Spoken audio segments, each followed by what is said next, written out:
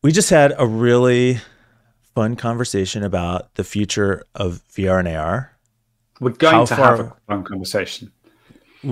Yes, we're about to have the conversation that we currently know everything about. Um, the the future of AR VR. How far away is it? Is it farther away than we think? Will it ever go mainstream? Is it a gimmick? Um, it's such an interesting topic. I love talking about augmented reality and virtual reality. I think it's so the whole point of the article. Like I want to say, I think it's closer than we think to going fully mainstream. But like that's the whole point of the article is we always think it's closer than it Yeah. is. So Yeah. We kind of discuss some of the latest developments, what might be coming up, and why it's maybe an expectation problem rather than an actual progress problem. I know. Was that low energy? Are we good? Are we good? We're good. All right, start the show.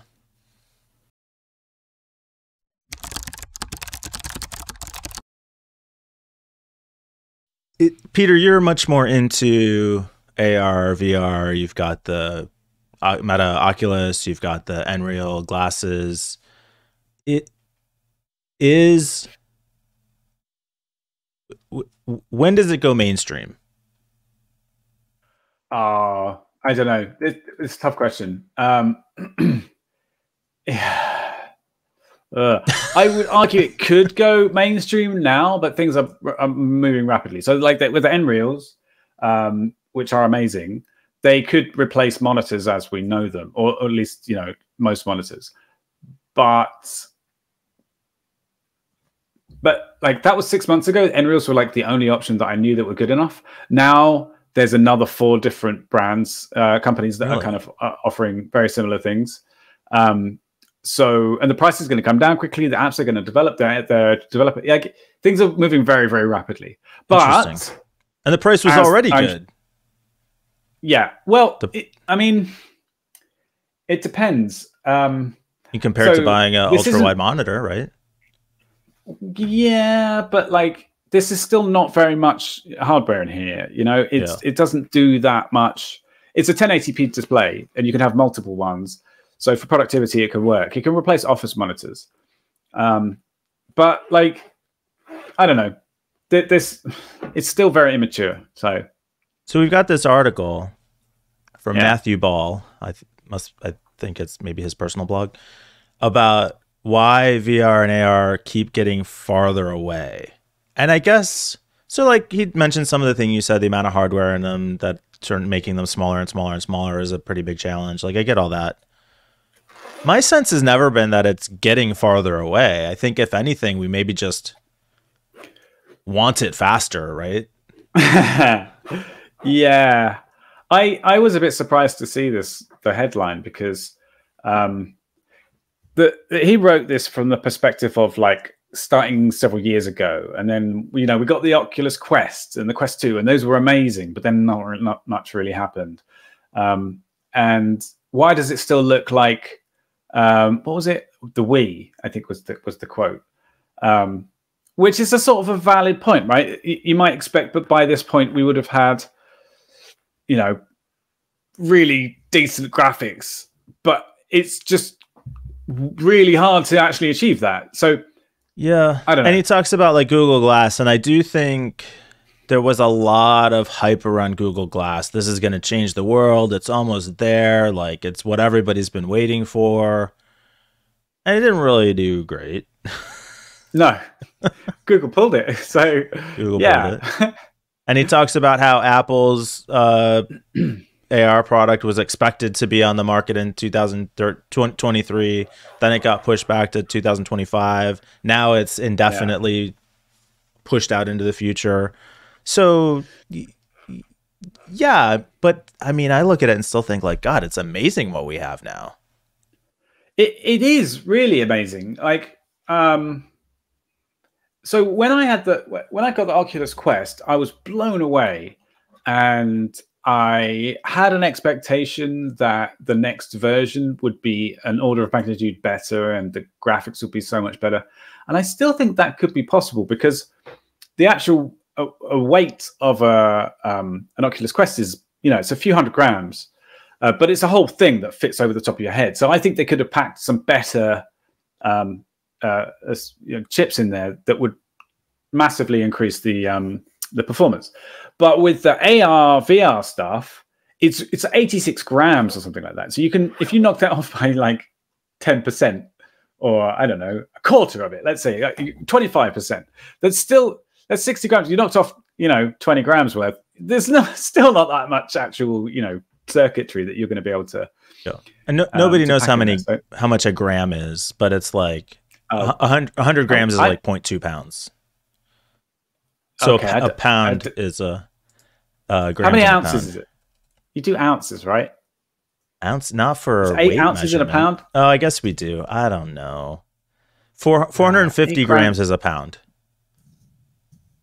I think it's 8. Oh god, why we always do this live shit? It's 16 ounces. 16 ounces in a pound. 8 ounces in a cup. Whatever. All right. It doesn't weigh a lot. It's very light. Yeah, that's what I'm trying to say. Look, we're trying to give reliable technical information. I don't want the audience to be misled. Yeah.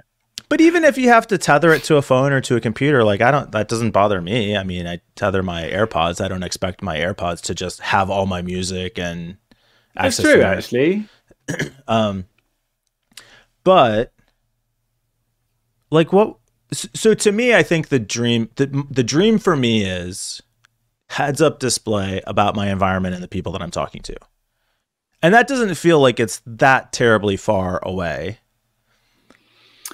It doesn't. I don't think it is. If some of the stuff from CES or CES, how do you say that? CES? That's how Consumer Entertainment Show. CES? Yeah. The big thing where they show all the kind of fancy stuff that's, They had a bunch of different models there that were like way better than the Nreals. So if they're anything close to reality, like they're not vaporware, then we're almost there, basically.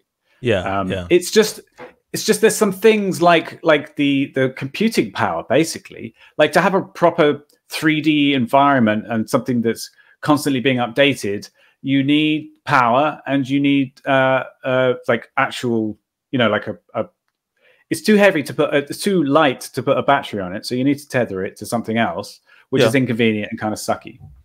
But we all expect it to be completely wireless, and but that's just not going to happen. And you need CPU power as well, or GPU power, or whatever, to be able to display all the polygons.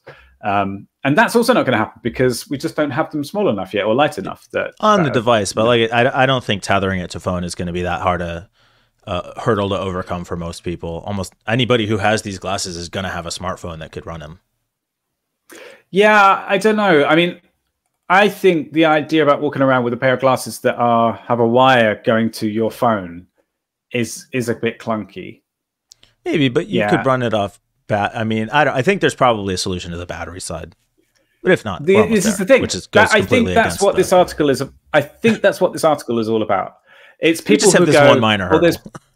There's probably that's probably not a big deal to solve, but it actually is. A few key things like, but it's somebody else's problem to solve. Yeah, right. Just give me what I want. Yeah, okay. Technology, please. Please, tech, please. Yeah. I think that's. In terms of the other thing I think about is like a situation like this, right? If I had Nreals and you had Nreals and we didn't have computer displays, then we'd be looking into a camera with heavy sunglasses on, which maybe is cool for us because we can see each other, but anybody looking like, could we though? What would you? If we're both wearing glasses to see each other, we'd see each other both wearing glasses. I don't know. It has crossed my mind to do an entire show just wearing my Nreals because I could do it, and I could stare directly at the camera as well. I wouldn't need any AI adjustments to my iris to make it look like it's pointing at the camera. But if we were all doing it, we'd just see each other wearing our glasses. Yeah, it would be kind of weird, but maybe we get used to it. We get used to people walking around like this all the time now, so Yes. I don't know. I'm very impressed with where things are. I think even with the Nreals now, like super impressive. I don't know. I guess I'm pretty happy with the pace at which things are progressing. Yeah. Well, We'll find out in a couple of years. Sorry, one last thing. Do you think this might be like another 3D TV thing?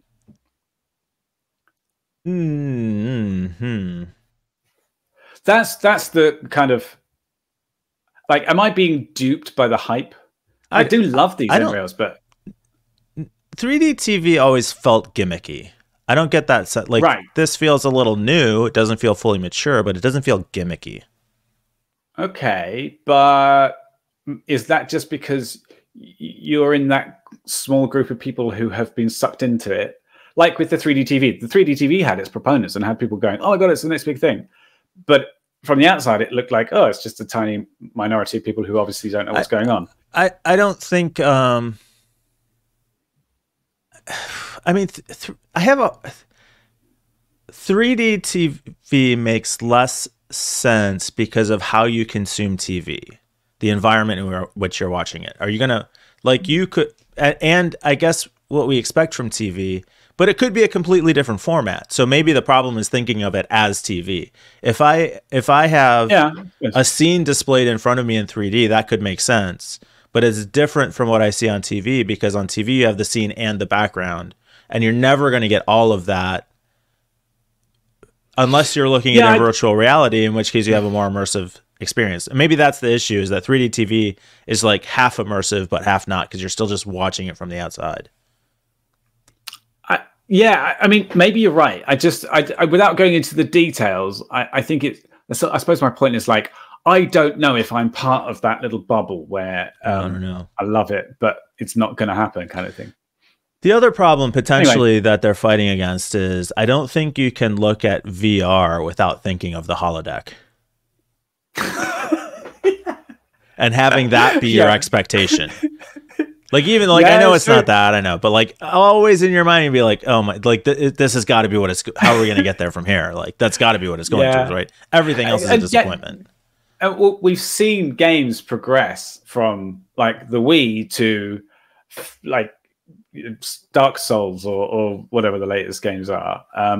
So the graphics in the games, although it has been over quite a long period of time, so maybe we've just like compressed our memories and gone, oh, we remember when they were shit and now they're good. Why isn't that happening with AR and VR right now? Yeah.